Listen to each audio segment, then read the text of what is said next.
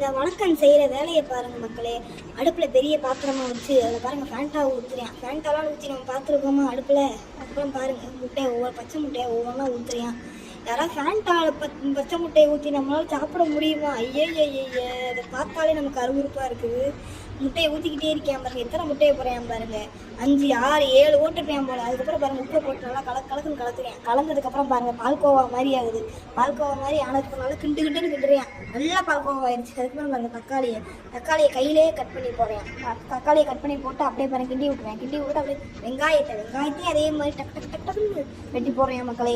போட்டுட்டு அதுக்கப்புறம் பாருங்கள் நாங்கள் உப்புமாக்கு என்னென்ன செய்வோமோ அந்த ப்ராசஸை பூரா பண்ணுறேன். பச்சை மிளகா போட்டு அதையும் கிண்டி விட்டு அதுக்கப்புறம் பாருங்கள் கொத்தமல்லி இது எல்லாத்தையும் போட்டு நல்லா கிண்டி விட்டுருங்க.